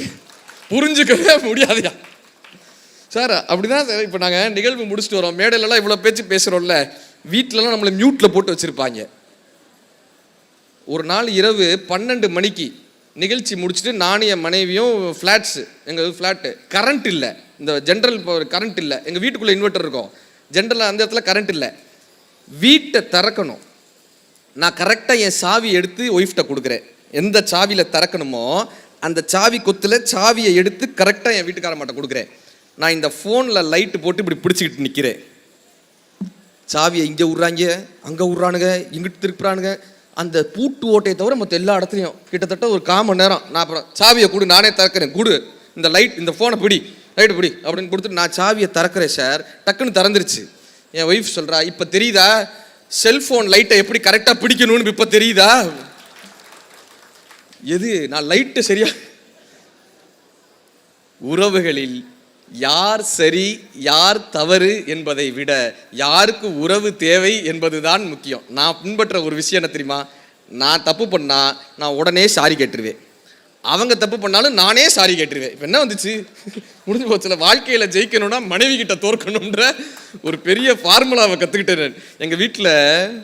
ஐயா, இப்போ நான் சரியா பண்ணி என் மனைவி தப்பாக பண்ணாங்கன்னா அவங்க தான் சரி, நானும் சரியா பண்ணி அவங்களும் சரியா பண்ணால் அவங்க தான் சரி, நான் தப்பு பண்ணி அவங்க சரியா பண்ணாலும் அவங்க தான் சரி, நானும் தப்பு பண்ணி அவங்களும் தப்பு பண்ணால் நான் தான் தப்பு. ஆனால் அதனால் ஒன்றும் நாங்கள் கவலைப்படுறதே கிடையாதுங்க. உறவுகளில் தவறே செய்யாமல் யாருக்கு மன்னிப்பு கேட்க தெரிகிறதோ அவர்களுக்குத்தான் உறவை காப்பாற்ற தெரிகிறது என்று அர்த்தம். இந்த மன்னிப்புன்ற வார்த்தை இருக்குல்ல, அது ஒரு பெரிய வார்த்தை இல்லை. மன்னிப்புன்ற வார்த்தை பெரிய வார்த்தை இல்லை. ஆனால் மன்னிப்பு கேட்பதற்கும் கொடுப்பதற்கும் நமக்கு ஒரு மிகப்பெரிய ஒரு மனம் நமக்கு தேவை, ஒரு பெரிய மனம். இங்கே கும்பகோணத்தில் அறிவழகன்னு ஒரு ஐயா, கும்பகோணத்தில் அந்த ஐயா கொரோனா காலகட்டத்தில் தன்னுடைய மனைவியை அவங்களுக்கு கேன்சர், அவங்க மனைவிக்கு கேன்சர் பேஷண்ட். இந்த கொரோனா காலகட்டத்தில் மருந்து கிடைக்கல. பாண்டிச்சேரி ஜிப்மர் மருத்துவமனையில் அவங்களுக்கு மருத்துவம் பார்க்குறாரு. அவங்களுக்கு மருந்து தீந்து போயிடுச்சு. இப்போ அவர் போகிறதுக்கான வழி இல்லை. பஸ்ஸெல்லாம் நிப்பாட்டிட்டாங்கல்ல கொரோனா காலகட்டத்தில். என்ன தெரியுமா சார் பண்ணியிருக்காரு? 4:30 மணிக்கு கும்பகோணத்துலேருந்து சைக்கிள் எடுத்திருக்காருங்க. மனைவியை சைக்கிளில் உட்கார வச்சு தூக்குவாளியில் சாப்பாடை கட்டிக்கிட்டு கிளம்பிட்டாரு. பாண்டிச்சேரி வரைக்கும் கும்பகோணத்துலேருந்து ஜிப்மர் மருத்துவமனைக்கு 4 மணிக்கு கிளம்பினவர் இரவு 11 மணிக்கு அந்த ஆஸ்பத்திரிக்கு போயிருக்காரு. ஆஸ்பத்திரியில் வந்தவங்க மிரண்டிருக்காங்க. நீங்கள் வந்தது எவ்வளோ ரிஸ்க் தெரியுமா? கொரோனா எவ்வளோ ஆபத்து தெரியுமா? நீங்கள் வந்த பயணம் எவ்வளோ கடினம் தெரியுமா? எதுக்காக அங்கே வந்தீங்க? அவர் சொன்ன வார்த்தை, எனக்கு இது எவ்வளோ ரிஸ்க்லாம் தெரியாது, எவ்வளோ கடினம்லாம் தெரியாது, இந்த தூரம்லாம் எவ்வளோன்னு தெரியாது. ஆனால் ஒன்று மட்டும் தெரியும், இவள் இல்லை என்றால் என்னால் வாழவே முடியாது என்று மட்டும் தெரியும். அதனால் நான் அழைத்து வந்தேன்னாருங்க. ஆழம் விழுதுகள் போல் உறவுகள் 1000 இருந்தாலும் வேறென நீ இருந்தாய், அதில் நான் வீழ்ந்து விடாது இருந்தேன்னார் கண்ணதாசன். வாலிபங்கள் ஓடும், வயதாக கூடும், ஆனாலும் அன்பு மாறாதது, மாலையிடும் சொந்தம், முடிபோட்ட பந்தம், பிரிவென்னும் சொல்லே அறியாதது. வாலி. வீணையடி நீ எனக்கு, மேவும் விரல் நான் உனக்கு, பூணும் மடம் நீ எனக்கு, புது வைரம் நான் உனக்கு, தோயும் அது நீ எனக்கு, தும்பியடி நான் உனக்கு, ஊனம் ஒரு நல்லமுதே ஊறு சுவையே கண்ணம்மான்னுவார் பாரதி. இப்படியாக ஒரு தனித்துவமாக நம்ம வீட்டில் மகிழ்ச்சியாக இருக்கோமா? கேள்வி வருது இல்லை? காரைக்குடி கிட்டக்க ஒரு 60ஆம் கல்யாணம் பேச போகிறேங்க ஐயா. 60ஆம் கல்யாணத்தில் சாந்தின்னு வாங்க, அங்கே பேச போகிறேன்.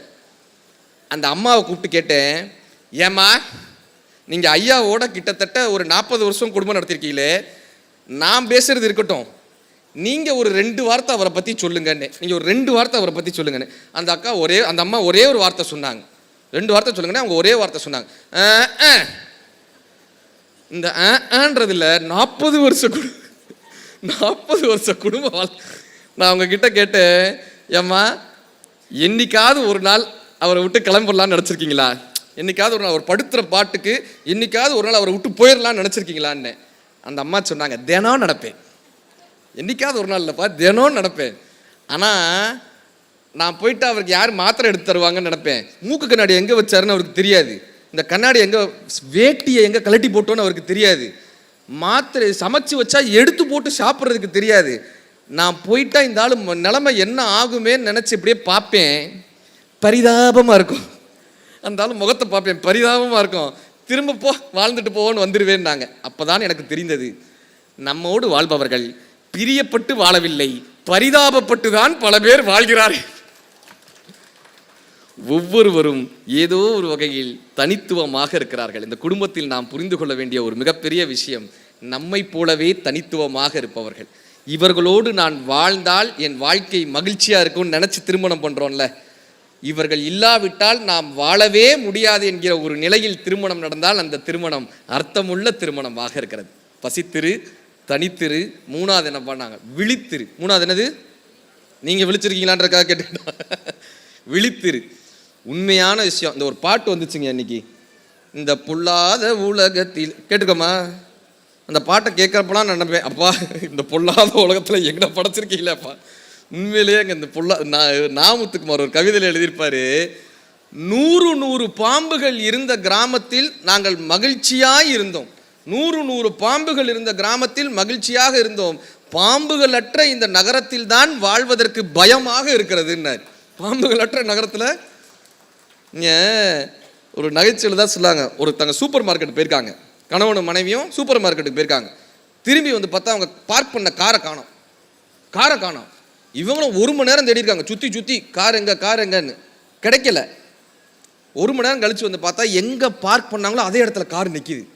இவங்களுக்கு கார் கதவை திறந்து பார்க்குறாங்க, உள்ள ஒரு லெட்டர் இருந்திருக்கு. இப்படி ஒரு லெட்டர்.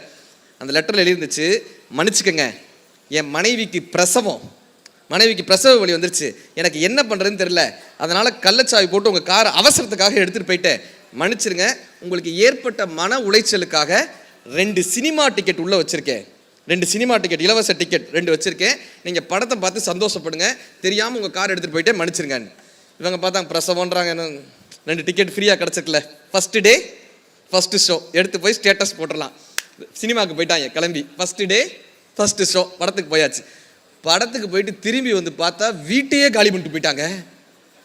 சுத்தமாக வீட்டில் ஒரு சாமான் இல்லை. அங்கே ஒரு லெட்டர் வச்சுருந்தான், என் மனைவிக்கு பிரசவம்னு சொன்னேன்ல, பெண் குழந்தை பிறந்திருந்துச்சு, அதுக்கு நாளை பண்ண சீர்சனத்திலாம் செய்யணும், எனக்கு உங்களை விட்டா யார் இருக்காங்க அதனால் மொத்தமாக அடிச்சுட்டு போயிட்டேன். சார், நமக்கு ஒருவர் ஏதோ ஒன்றை அன்பளிப்பாக தருகிறார் என்றால், நமக்கு ஏதோ ஒருவர் இலவசமாக தருகிறார் என்றால், சம்பந்தமே இல்லாமல் நம்மை ஒருத்தர் பாராட்டுகிறார் என்றால், நம்மிடமிருந்து ஏதோ ஒன்றை அவர்கள் திருடப் போகிறார்கள் என்று அர்த்தம். அதற்கு நாம் விழிப்புணர்வோடு இருக்க வேண்டும். இந்த பணத்தை திருடுறவங்ககிட்ட கூட ஓரளவுக்கு தப்பிச்சிடலாம். இன்றைய சூழ்நிலையில் இது வரைக்கும் பேச்சை கேட்கலன்னா கூட பரவாயில்ல, இனிமே கேட்டுருங்க. இன்றைய சூழ்நிலையில் நாம் யாரிடம் தெரியுமா ஜாக்கிரதையாக இருக்கணும்? பணத்தை திருடுபவர்களமா? இல்லை, நேரத்தை திருடக்கூடிய திருடர்கள் இருக்காங்கல்ல, இந்த நேரத்தை திருடக்கூடிய திருடர்களிடமிருந்து தான் நாம் ரொம்ப ஜாக்கிரதையாக இருக்கணும். நடிப்பு அரக்கனா ஒருத்தர் வந்திருக்காரு சார், நடிப்பு அரக்கன், எங்க கேமரா கிடைச்சாலும் போய் நடிக்கிறாங்க. இந்த தர்பூசணியை தின்னுட்டு இப்படின்னு சொல்லி அவர் ஏதோ ப்ராப்ளம் ஆயிட்டாரு. அவரை கொண்டு போய் ஒரு தனியார் தொலைக்காட்சியில் ஒரு ஷோவில் விட்டு நடிப்பு அரக்கன்னு நின்றுட்டு இருக்காரு. அவர் நடிப்பு அரக்கன் தான். அதை பார்த்து நம்ம நேரத்தை வீணடிச்சோன்னா நாமெல்லாம் படித்த கிறுக்கன்னு அர்த்தம். படித்த கிறுக்கு. நடிப்பு அரக்கனை கொண்டாடிட்டு இருந்தோம்னா அது அவருடைய திறமை, சமூகத்தினுடைய மடமை. அவர் அந்த சினிமாக்கெல்லாம் போயிட்டார், அந்த ஷோக்கெல்லாம் போயிட்டாங்க. ஆனால் இந்த அடுத்த தலைமுறையை நாம் காப்பாற்ற வேண்டும்னு வச்சுக்கோங்களேன். இந்த மாதிரியான விஷயங்களிலிருந்து சரியான ஆளுமைகளை நம்ம காட்டணும். இது ஏன் இவ்வளோ தூரம் ஒரு விருப்பமாக சொல்கிறோன்னா, ஏன் இவ்வளோ தூரம் இதை யோசிச்சு ஒவ்வொரு விஷயங்களும் இவ்வளோ அழுத்தமாக சொல்கிறோன்னா, ஒரு ஸ்கூலில் போய் கேட்குறேன், நீ என்னப்பா ஆக போகிறேன்னு. அப்படி மேடைகளில் பேசுகிறோம்ல, மோட்டிவேஷனல் டாக்கில் போகும்போது ஒரு ஸ்கூலில் கேட்குறேன், நீ என்னப்பா ஆக போகிறேன்னு. ஒரு பையன் சொல்கிறான், அண்ணே நான் பைனாப்பிள் ஸ்டார் ஆக போகிறேன்னா. பைனாப்பிள் ஸ்டார் ஏன்டானே? வாட்டர்மெலான் ஸ்டார் இருக்கும்போது பைனாப்பிள் ஸ்டார் இருக்கக்கூடாதான்னு கேட்குறாங்க. இந்த இன்ஸ்டாகிராம்லேயும் யூடியூப்லேயும் வந்துட்டோன்னா நம்ம பிரபலம் ஆயிடலான்னு ஒரு பெரிய மாயை இன்னைக்கு மாட்டிகிட்டு இருக்கோமே. கரெக்டா? இன்னைக்கு சொல்லிட்டு போகிறேங்க, யூடியூப்லேயும் இன்ஸ்டாகிராம்லேயும் வந்தாலும் பெரிய வருமானங்கள்லாம் நமக்கு கிடச்சிடாது. ஒரு காலகட்டத்தில் யாருப்பா உங்கள் ரோல் மாடல்னு கேட்டால் விவேகானந்தரை சொன்னாங்க. யாருப்பா உங்கள் ரோல் மாடல்னு கேட்டால் அன்னை அரவிந்தரை சொன்னாங்க, ரமண மகரிஷியை சொன்னாங்க. அதுக்கப்புறம் எழுத்தாளர்கள் ஜெயகாந்தனிலிருந்து பாலகுமாரனை படிப்பேங்க, ஜெயகாந்தனை படிப்பேங்க, சுந்தர ராமசாமியை படிப்பேங்க. அரசியல் தலைவர்களை சொன்னாங்க, தந்தை பெரியார் எனக்கு பிடிக்குங்க, அண்ணாவை பிடிக்குங்க, காமராஜரை பிடிக்குங்க. அவர்களை இன்ஸ்பிரேஷனாக எடுத்திருந்தாங்க. இன்னைக்கு இந்த சமூக வலைதளங்களில் வரக்கூடிய கோமாளிகளை அடுத்த தலைமுறை ரோல் மாடலாக எடுத்து வச்சுட்டு இருக்காங்களே. கண்ணதாசன் ஐயா தான் சொல்லுவார், காப்படி நெல்லும் காணா உமியும் கையிலோர் வெற்றி கண்டதும் குதிக்கும், இயற்கையின் நியதி எவருமே அறியார், ஆடி குதிக்கும் அறகுறை திறமையும் கூடி கவிலும் குடமும் உடையும், கற்றவை கையளவு என்பதால் தான் கலைமகள் இன்னும் கற்றுக்கொண்டே இருக்கிறாள்னு கண்ணதாசன் ஐயா சொல்லுவார். கலைமகளே படிச்சுக்கிட்டே இருக்காராம். நம்ம ஆளுங்க இன்ஸ்டாகிராமில் வந்து 10 லைக் வந்துருச்சுன்னா சார் ஐ ஆம் சக்ஸஸ்ன்றானே, இல்லை ஒரு 4 லைக் வந்துட்டேன் இவன் தலைவான்றானே. இப்போ என்னன்னா, இந்த கல்லூரிகளுக்கு இந்த பள்ளிகளுக்கெல்லாம் நாங்கள் வைக்கக்கூடிய பெரிய வேண்டுகோள் என்ன தெரியுமா? இந்த சமூக வலைதளங்களில் வரக்கூடிய கோமாளிகளை தயவு செய்து அடுத்த தலைமுறைக்கு ரோல் மாடலாக, அடுத்த தலைமுறைக்கு முன்னுதாரணமாக காட்டாதீங்க. அடுத்த தலைமுறைக்கு அவர்களை கொண்டு வந்து காட்டினால் நம் குழந்தைகள் கோமாளிகளாக வருவார்களே தவிர ஒருபோதும் கோமகனாக வரமாட்டாங்க. இந்த கோமாளிகள் வரும்போது தலைவான்னு கத்துறான் சார், சின்ன பயலுக தலைவான்றான். நமக்கு அதை பார்க்குறப்ப பயமாக இருக்குது. இந்த தலைமுறையை பார்க்கும்போது பயமாக இருக்குது. இதை நாங்கள் தான் சொல்ல முடியும், இதை ஒரு பேச்சாளராக நாங்கள் தான் சொல்ல முடியும், இதை வாசித்தவர்களாக நாங்கள் தான் சொல்ல முடியும். ஏன் பாடினா வள்ளுவர் சொன்னார், இனர் உழ்த்தும் நாரா மலரணையார் கற்றது உணர விரித்துரையாதார்னார். படிச்சுட்டு உணர்ந்துட்டு ஒரு விஷயத்த சொல்லலைன்னா நீங்கள் காகித பூ பாடினார், காகித பூனார். இப்படியான கோமாளிகளை நம்ம குழந்தைகளுக்கு முன்னுதாரணமாக காமிச்சாவன் தலைவான் கத்துறான். கண்ணதாசன் ஐயா கேட்பார், நெருப்பினை நிலவே என்பார், நீசனை தலைவா என்பார், கருப்பினை வெண்மை என்பார், செருப்பையே வணங்கும் இந்த நாட்டில் பிறந்தேனே பாவின்னு கண்ணதாசன் ஐயா சொல்லுவார். இப்போ யாரப்பா காட்டணும்னாங்க? இன்னைக்கு கிட்டத்தட்ட 500 ஏக்கர் நீர்நிலைகளை தூர்வாரியிருக்கார் விமலா ராகவன் அப்படின்ற ஒரு அற்புதமான ஒரு தம்பி, விமல் ராகவன்ற தம்பி 500 ஏக்கர் நீர்நிலைகளை காப்பாற்றிருக்கார். அவர் அறிமுகப்படுத்துகிறோமா தெரியாது. தன்னுடைய தம்பி இறந்து போயிட்டார்னு சொல்லி கூப்பிட்ட நேரத்துக்கு ஆம்புலன்ஸ் வரல, தம்பியை காப்பாற்ற முடியல. தன்னுடைய சொத்துக்கள் முழுவதையுமாக விற்று ஆம்புலன்ஸ் வாங்கி கொரோனா காலகட்டத்தில் 625 பேருடைய உயிரை காப்பாற்றினார். பாண்டிச்சேரி ராமநாதபுரத்தை சேர்ந்த ஆம்புலன்ஸ் மணி என்பவர். அதில் கிட்டத்தட்ட 65 பேர் கர்ப்பிணி பெண்கள். அவர்களை நமக்கு தெரியுமா? தெரியாது. இந்த தெருவோரமாக நாய்கள் அடிபட்டிருக்குல்ல, இந்த நாய்களை எல்லாம் ஆதரித்து ஒரு மிகப்பெரிய காப்பகத்தை உருவாக்கி இருக்காங்க கலா குபேந்திரன் அவர்கள். இவங்க கதாநாயகர்கள். இவங்கெல்லாம் நமக்கு தெரியவே தெரியாதுல்ல, இன்ஸ்டாகிராமில் வரவே இல்லைல்ல, சோஷியல் மீடியாவில் லைக்ஸ் வாங்கலைல்ல, இப்படியான மக்களுக்கு ஃபாலோயர்ஸ் இல்லைல்ல. இந்த ஃபாலோயர்ஸ் இல்லாததுனால் உண்மையான கதாநாயகர்கள் யாருன்னே தெரியல. ஃபாலோயர்ஸ் கல்யாணத்துக்கு போனாக்க பொண்ணு கேட்குது சார் எத்தனை ஃபாலோயர்ன்றாங்க. என்ன ஃபாலோயர்ஸ் வந்துட்டாக்க பெரிய ஆளுன்ற. நான் கல்யாணம் பண்ணுறப்ப 15 வருஷத்துக்கு முன்னாடி எங்கள் மாமனார் கேட்டார், மாப்பிள்ளை என்ன பண்ணுறீங்க அப்படின்னாரு. பேச்சாளராக இருக்கேங்க. பேச்சாளராக இருக்க, சரி சாப்பாட்டுக்கு என்ன பண்ணுற அப்படின்னாரு. சாப்பாட்டுக்கு போவாங்க, ஏதாவது கொடுப்பாங்க, இந்த பேச்சல் பேசுவோம், ஏதாவது ஓஹோ அப்போ வாயை வாடகை கூட்டிருக்கேன்னு சொல்லுங்க அப்படின்னாரு. என்ன நான் ஊருக்குள்ள மோட்டிவேஷனல் ஸ்பீக்கர்னு சொல்லி வச்சு யாரை நம்ம அடுத்த தலைமுறைக்கு அறிமுகப்படுத்துகிறோன்றது ரொம்ப ரொம்ப முக்கியம். That is a difference between popularity and செலிபிரிட்டின்னாங்க. பாப்புலாரிட்டினா யார் தெரியுமா? பிரபலமாக திடீர்னு பிரபலமாக வர்றவர். ஒருத்தர் கடிதாசி படித்து தப்பாக பேசிகிட்டு இருந்தார், அவர் ஒரு நாள் பிரபலமாக இருந்தார். கரெக்டா? ஒருத்தர் இப்படி வரல காமிச்சார், அவர் ஒரு வாட்டி பிரபலமாக இருந்தார். இன்னைக்கு திடீர்னு ஒருத்தர் பிரபலமாக இருப்பார், திடீர்னு காணாமல் போயிடுவாங்க. ஆனால் நம் குழந்தைகளுக்கு காட்ட வேண்டியது பாப்புலாரிட்டி கிடையாது, பிரபலமானவர்களை கிடையாது, கொண்டாடத்தக்கவர்களை நாம் காட்டணும். இன்றைக்கும் ஒரு குடியரசுத் தலைவர் பெயரை சொல்லுங்கன்னா யார் பேரை சொல்கிறோம்? அப்துல் கலாம் ஐயா பேரை சொல்கிறோமா? ஏனென்றால் அவர் கொண்டாடத்தக்கவர். வள்ளுவரை 2000 வருடங்கள் நாம் நினைவு வைத்திருக்கிறோம் என்றால் அவர் கொண்டாடத்தக்கவர். இப்படியானவர்களை அறிமுகப்படுத்துங்க. மேட்டுப்பாளையத்து பக்கத்தில் ஒரு தீண்டாமை சுவர்னு ஒன்று கட்டினாங்க, அது இடிஞ்சு உளுந்தது. 2 குழந்தைங்க இறந்து போனாங்க. அந்த தீண்டாமை சுவர் சம்பவம் எல்லாருக்கும் ஞாபகம் இருக்கும். 2 குழந்தைங்க இறந்து போனாங்க. அந்த ஊர் மக்கள்லாம் அவங்க அப்பா கிட்ட சொல்லி விடுறாங்க. செல்வராஜ் அந்த அப்பா பேர். செல்வராஜ், நீ ஆஸ்பத்திரிக்கு போனால் அந்த டாக்டர்லாம் வந்து குழந்தை உறுப்பை கேட்பாங்க, இதை கொடு அதை கொடுன்னு கேட்பாங்க. எந்த படிவத்திலையும் கையெழுத்து போட்டுறாதான்றாங்க, எதுலையும் கையெழுத்து போட்டுறாத. இவர் போறாரு, தன்னுடைய 2 குழந்தைகளுடைய உடல் கிடக்கு, பிஞ்சு குழந்தைங்க. 2 குழந்தைகளோட எப்படி இருக்கும் மனநிலை? அவருக்கு இருக்கிற வாழ்க்கையில் இருந்த ஒரே ஆதாரமே அந்த 2 குழந்தைங்க தான்.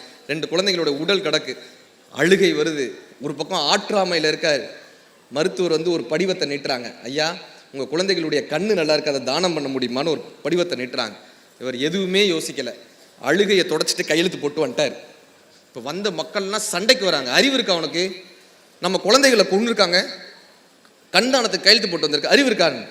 செல்வராஜ் ஐயா சொன்ன வார்த்தை, இனிமே என் கண்ணால் என் பிள்ளைகளை பார்க்கவே முடியாது, ஆனால் அந்த குழந்தைகளினுடைய கண்ணை தானமாக கொடுத்தால் இந்த கோடிக்கணக்கான மக்களினுடைய ஏதோ ஒரு இடத்துல அந்த கண் இருக்கும்ல. நாளைக்கு நான் நடந்து வரப்ப ஒரு நாளைக்கு நான் லட்சக்கணக்கான மக்களை பார்க்குறோம், அந்த மக்களில் ஏதோ ஒரு நாள் என் குழந்தைகளுடைய கண் அங்கே இருக்கும்ல. எனக்கு அவங்க யாருன்னு தெரியாது, ஆனால் இந்த கண்ணுக்கு இதுதான் எங்கள் அப்பான்னு தெரியும்ல. அந்த கண் இந்த அப்பாவை பார்க்கும்ல, அதுக்காக நான் என் குழந்தைகளுடைய கண்ணை தானம் பண்ணேன்னாராங்க. அப்படியான அந்த செல்வராஜ் கதாநாயகர். இதைத்தாங்க நம்ம அடுத்த தலைமுறைக்கு காட்டணும். பிரிட்டிஷ் அரசாங்கம் துரத்தி கொண்டிருந்த போது, சாப்பாட்டுக்கு வழி இல்லாத போது, இந்திய நாட்டில் உள்ள அத்தனை மூலைகளுக்கும் சென்ற போதும் கூட எத்தனை கோடி இன்பம் வைத்த இறைவான் பாடினாரே பாரதி, அவர் கதாநாயகருங்க. உங்களை நீங்கள் சரணடையாவிட்டால் இந்த கோவிலை இடித்து விடுவோன்னு பீரங்கிய போய் நிப்பாட்டிய போது, நாம் வாழ்வது 100 ஆண்டுகள் தான், ஆனால் இந்த கோவில் வாழ வேண்டும் என்ற காரணத்திற்காக போய் சரணடைந்து தங்கள் உயிரை விட்டார்களே மருது சகோதரர்கள், அவர்கள் கதாநாயகருங்க. வீரமங்கை வேலு நாச்சியார் அவர்கள் கதாநாயகருங்க. பகத்சிங், உத்தம் சிங், சுகதேவ், ராஜகுரு தூக்குல போட போறாங்க. பகத்சிங்க அந்த அந்த அவங்களுக்கு வயது வெறும் 21, 22 தாங்க அந்த 3 பேருக்கும். பகத்சிங், சுகதேவ், ராஜகுரு 3 பேரையும் தூக்குல போட போறாங்க. இந்த ஒரு சம்பவத்தை சொல்லி முடிச்சிடுறேன். தூக்குல போட போறாங்க. முதல்ல பகத்சிங் போய் தூக்கு மேடையில் நிற்கிறாரு. ராஜகுருவும் சுகதேவும் அடுத்ததாக போனாங்க, நிற்கிறாங்க. பகத்சிங் போய் தூக்கு மேடையில் நின்று இன்குலாப், மற்ற 2 பேரும் ஜிந்தாபாத்னாங்க, தூக்குல போட்டாங்க. அடுத்ததா சுகதேவ் போய் நிற்கிறார், இன்குலாப்னார். ராஜகுரு ஜிந்தாபாத்னார். சுகதேவ் தூக்குல போட்டாங்க. இப்போ ராஜகுரு போய் நிற்கிறார். இந்த பக்கம் யாருமே இல்லை, எல்லாம் பிரிட்டிஷ்காரங்க, எல்லாம் வெள்ளக்காரங்க. இப்போ ராஜகுரு போய் அந்த மேடையில் நின்று இன்குலாப்னு கத்துனாருங்க. இந்த லிவர் இழுக்கக்கூடிய வெள்ளக்காரர் இருப்பான்ல, அவன் கத்துனாங்க ஜிந்தாபாத்னா, அவன் கத்துனா ஜிந்தாபாத்னு. ராஜகுருவை தூக்குல போட்டாங்க. இவருக்கு என்கொயரி வச்சாங்க. ஒரு சுதேசி இன்குலாப்னு கத்துறான், அவனுக்காக நீ ஜிந்தாபாத்ன்ற. அந்த வெள்ளைக்காரனுடைய பதில் என்ன தெரியுமா? அந்த இளைஞர்களுக்கு வெறும் 22, 23 வயது கூட இருக்காது. இன்னும் வாழ்க்கையவே அவங்க தொடங்கவே இல்லை. அந்த இளைஞர்களுக்கு எப்படிப்பட்ட நாட்டுப்பற்று இருக்கிறது, தன் உயிரை நாட்டுக்காக கொடுக்கக்கூடிய அந்த நாட்டுப்பற்று அந்த இளைஞர்களுக்கு இருக்கிறதே. இப்படியான நாட்டுப்பற்று எனக்கு இல்லையே என்று நினைத்தேன். அவனுக்காக நான் குரல் கொடுத்தேன்னாருங்க. இவங்க கதாநாயகர்கள். இதை நம்ம அடுத்த தலைமுறைக்கு காட்டுறோமா? இன்ஸ்டாகிராமிலும் ஃபேஸ்புக்கிலையும் வரக்கூடிய கோமாளிகளை தயவு செய்து உங்கள் குழந்தைகளுக்கு காட்டாதீர்கள். இப்படியான புத்தக திருவிழாவுக்கு அழைத்து வாருங்கள். இப்படியான புத்தக திருவிழாவுக்கு வந்தால் உங்கள் குழந்தைகளுக்கு சரியான கதாநாயகன் யார் என்று தெரியும். அப்படியாக அடுத்த தலைமுறையை வளர்த்தெடுக்க வேண்டும் என்று நினைத்தமைக்காகவே பெரம்பலூர் மக்கள் அத்தனை பேருக்கும் ஒரு பெரிய கைதொட்டலோடு வாழ்த்துக்களும். பார்க்க தெரிந்தால் பயணம் தொடரும், பயணம் தொடர்ந்தால் கதவு திறக்கும், கதவு திறந்தால் காட்சி கிடைக்கும், காட்சி கிடைத்தால் கவலை தீரும், கவலை தீர்ந்தால் வாழலாம், வாழ நினைத்தால் வாழலாம்.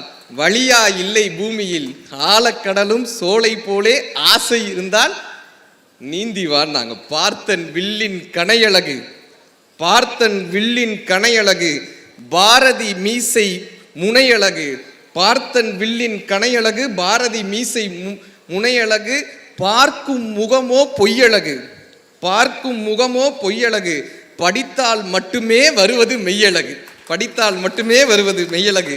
இப்படியாக இந்த வாழ்க்கையில், பொய்யான வாழ்க்கையில் மெய்யை கடத்த வேண்டும் என்பதற்காக அருணகிரிநாதர் தான் சொல்லுவார், வாழ வயதாகி அழகாகி மதனாகி படி வாடிமொண்டாடி மருளாடி விளையாடி விழல் வாழ்வு சதமாகி மட கூடமோடு பொருள் தேடி வாசனை புழுகோடு மலரோடு மனமாகி கமல் வாசனைகளாகி விளை மாதரோடு கூடி அவர் ஆசைகளிலே சில நாள் போய் தோல் திரைகளாகி நிறைகளாகி இரு கால்கள் தடுமாறி பரிமாறி பசு பதி பாசம் சூழ் கதிகள் மாறி சுகம் மாறி தடியரோடு திரி ஒரு நாளில் சூளை சொறி வாதமோடு நீரழிவு சூளமென கசு மலம் என நாரி உடல் அழிவேனோன்னு அருணகிரிநாதர் பாட்டு இருக்கு. கசுமலமாக போகக்கூடிய இந்த வாழ்க்கையை மீட்டெடுத்து அர்த்தமுள்ள வாழ்க்கையாக தருவது இந்த புத்தகங்கள். இந்த புத்தக திருவிழா இன்னும் பல ஆண்டு நடக்க வேண்டும். பெரம்பலூர் மக்களிலிருந்து இந்த புத்தக திருவிழாவின் மூலமாக பெரும் எழுத்தாளர்கள் உருவாக வேண்டும், பெரும் பேச்சாளர்கள் உருவாக வேண்டும், பெரும் அதிகாரிகள் உருவாக வேண்டும். இப்படி மாவட்ட ஆட்சித்தலைவர் போல இன்னும் பல பெண்கள், சாதனை பெண்கள் பெரம்பலூரிலிருந்து உருவாக வேண்டும் என்று எல்லாம் வல்ல இறைவனிடம் வேண்டி வாய்ப்பளித்த அத்தனை பெரியோர்களுக்கும், பப்பாசி நிறுவனத்திற்கும், பெரம்பலூர் மாவட்ட நிர்வாகத்திற்கும், பெரம்பலூர் மக்கள் பண்பாட்டுக் கழகத்திற்கும், மேடையில் அமர்ந்து எங்களை ஆசீர்வதித்துக் கொண்டிருக்கக்கூடிய பெரியோர்களுக்கும் நன்றி பாராட்டி விடைபெறுகிறோம். நன்றி, நன்றி, நன்றி.